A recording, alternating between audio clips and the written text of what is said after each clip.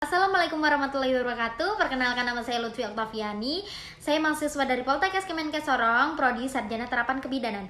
Nah, di sini saya akan menjelaskan bagaimana proses peredaran darah pada manusia dan janin.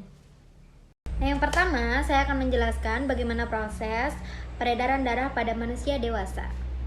Nah, di sini saya sudah menyiapkan gambar kurang lebih seperti ini. Bisa teman-teman lihat, gambar ini adalah jantung. Nah, fungsi jantung sendiri sebagai pemompa darah. Nah, saya mulai dari serambi kiri. Bisa kita lihat ini adalah serambi kiri. Apabila serambi kiri ini berkontraksi, maka darah akan mengalir ke bilik kiri. Setelah ke bilik kiri, dia akan ke aorta. Setelah ke aorta, darah akan mengalir ke seluruh tubuh. Bisa kita lihat ini berwarna merah. Itu menandakan bahwa jantung sebelah kiri memompa darah bertekanan tinggi dan mengandung kaya akan oksigen. Setelah menuju ke sel-sel tubuh, maka dia akan berhubungan langsung dengan pembuluh darah vena. Pembuluh darah vena ini adalah pembuluh darah yang langsung menuju ke jantung. Kalian bisa lihat di sini yang berwarna biru. Pembuluh darah vena dapat dibedakan menjadi dua, yaitu dari bagian tubuh atas dinamakan vena cava superior. Sedangkan untuk dari tubuh bagian bawah namanya vena cava inferior.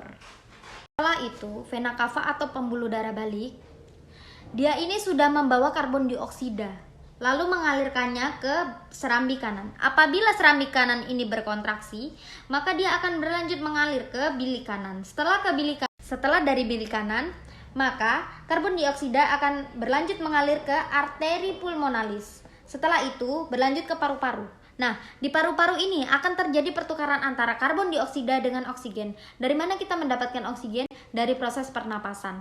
Setelah darah mendapatkan banyak oksigen, maka dia akan berlanjut mengalir ke serambi kiri dan begitu seterusnya. Yang kedua, di sini saya akan menjelaskan tentang ventral circulation atau yang biasa disebut dengan peredaran darah pada janin. Yang pertama, kita mulai dari plasenta. Di dalam plasenta ini terdapat darah yang mengandung oksigen dan nutrisi. Darah dan oksigen ini dia akan mengalir melalui vena umbilikalis yang terdapat pada tali pusar dan dia akan menuju ke hati. Kemudian dari ductus venosus, darah mengalir ke vena cava inferior bercampur dengan darah dari bagian bawah tubuh. Kemudian dari vena cava inferior, darah akan mengalir ke atrium kanan, lalu sebagian besar darah akan mengalir ke atrium kiri melalui foramen oval. Setelah itu, sebagian kecil darah dari atrium kanan akan dialirkan ke ventrikel kanan, lalu ke paru-paru. Berhubung paru-paru belum berkembang, maka darah yang berada di arteri pulmonalis akan dialirkan ke aorta melalui ductus aortus butali. Darah mengalir ke paru-paru untuk melakukan pertukaran gas dan memberi makan paru-paru yang sedang tumbuh. Darah yang berada di atrium kiri yang dialirkan melalui ventrikel kiri akan dialirkan ke seluruh tubuh melalui aorta.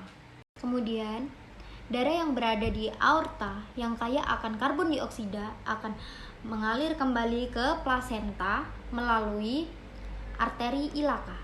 Kemudian mengalir ke vena umbilikalis, lalu akan terjadi pertukaran gas berikutnya. Nah, demikianlah penjelasan tentang peredaran darah pada janin yang dapat saya sampaikan. Kurang dan lebihnya mohon dimaafkan. Wassalamualaikum warahmatullahi wabarakatuh. Salam sehat untuk kita semua.